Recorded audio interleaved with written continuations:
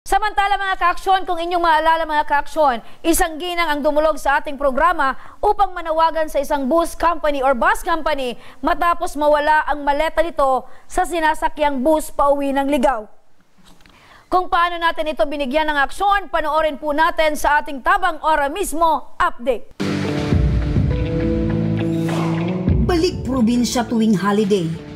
Ito ang nakagawian ng mga Pilipino. Kaya naman si May Ann ay lumuwas mula Laguna patungo ng Bicol. Dala-dala ang bagahe na naglalaman ng mahigit 20,000 halaga ng groceries at pangregalo para sa Pasko. Pero ang masaya sanang pag-uwi sa pamilya, bit-bit ang pangsorpresa, ay naglaho lang ng bigla. Habang hindi pa yung Pasko at New Year, nag-iipon na po talaga sila. Iniipon na nila yon hanggang sa pag-uwi nila ay madadala nila dito. Para po yung tito, tsaka yung mga pamangkin namin, mga kapatid ko po. Para po yung dito sa aming lahat.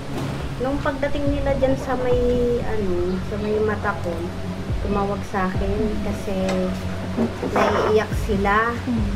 Pagbaba daw kasi nila ng matakon, wala na daw yung nila, bagahe. Sabi daw sa kanila ng konduktor, naibaba daw po sa ibang pasahero. Dumulog sa ating tanggapan si Arlene Abila para ireklamo ang isang bus company dahil nung araw mismo ng Pasko, ang kanyang maletang iuuwi sana sa Libon Albay na puno ng pangregalo ay biglang nawala. Ano po itong mga laman ng maleta pong nawawala ninyo, Nay? Mga grocery po at saka mga pangregalo sa mga pamangkin, damit, sapatos, tsinelas at saka mga laruan po.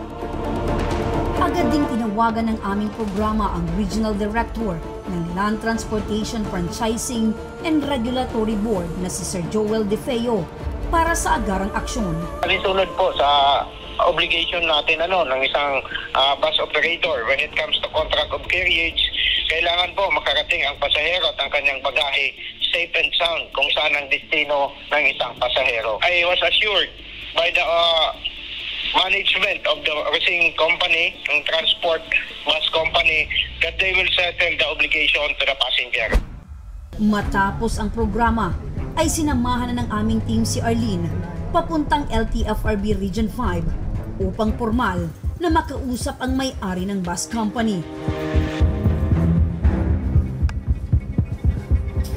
At personal na inarap ni Sir Joel De Feo sina Arlene Abila, ang representative ni May Ann Abila, at Jeric De Belen na asawa ni Shirley De Belen, maging ang tagapamahala ng Rosing Transport na si Ma'am Nancy Sudsod para sa kanilang formal na pag-uusap. Siguro prior to this meeting, nagkausap-usap naman kayo, no? Okay, so this is just to formalize at para ayusin natin and to close the case kung ano naman po ang napagkasundoan. So ano na po ang prior arrangement ninyo? Ano ang nangyari? So may effort ba na malocate pa? Kasi last na feedback sa akin, tinitrace ninyo ito. Opo. So sa pakatanda mo, saan bumaba? Sa yung Ragay po. Ragay Minahan. Sa Barangay Minahan. Okay, nakipag-coordinate ba kayo sa barangay? Wala pa po, sa lang po kami, sa social media lang po. Sa manifesto ninyo, sa mga ticket, may pangalan ba kung wala po bumaba sa Ragay? Pangalan po. Bakit anong ginamit lang ninyo yung ticket na kwan? Pero walang manifesto? Wala po. So ngayon, ipaalala ko sa inyo, under management, I will be issuing Regional Memorandum Circular requiring all bus operators to comply with this Memorandum Circular in 2015, requiring all bus companies to issue a stamp, baggage stamp. I will be issuing a Regional Memorandum Circular reiterating Memorandum Circular 2015-002. At any rate, ano na ang napagkasunduan ninyo? Sabi magbabayaran po yung niya. So ano ang nga po ninihingi dapat namin sa kanila. napakataas ng declaration nang makuha yung bag, ito lang palang laman. So ayaw ko na magkahiyaan tayo dito. Kasi kahit ako, magagalit ako. At pagkatapos ng kanilang pag-uusap, nagkaroon ng kasunduan ng dalawang panig na babayaran ni Shirley De Belen sa halagang 15,000 piso si May Ann kapalit ng nawalang bagahe. Ako lang po, to be fair in all, I am here to settle. Pero kung hindi kayo magkasundo, dati na kayong nag-usap sa 15,000, hindi naman madali ang pagtulos ng 15,000 sa pare-pareho tayong ganitong level. O ngayon, pag pumayag ng 15,000, may dala kayong 15,000. O, yan, latagan tayo.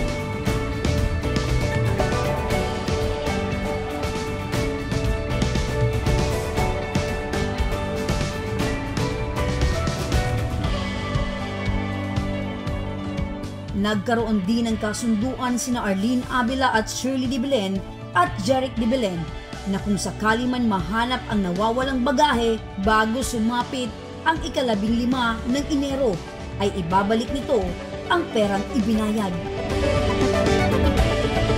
Sinurrender din ng Rusing Transport sa LTFRB Region 5 ang isang bagahe na pinaghihinalaan na naiwan at nagkapalit. Thank you po sa programa niyong Ako Bicol, Tabang Ora mismo. Thank you po at nag-guide din naman po kami para talagang mabayaran po kami. Malaki man ang panghihinayang ng pamilya sa pagkawala ng bagahe, mas malaki rin daw na leksyon ito para kay May Ann na huwag magpakampante sa tuwing babiyahe at maging maingat sa anumang oras. Ayan mga ka-aksyon, nagkasundo yung magkabilang panig at maraming salamat sa LTFRB Regional Director Joel De Feo dahil sa tulong din po ninyo ay nagkaroon ng kalinawan at syempre ito yung bagong memorandum ng LTFRB na magkakaroon sila ng stamp sa mga bagahe ng mga pasahero.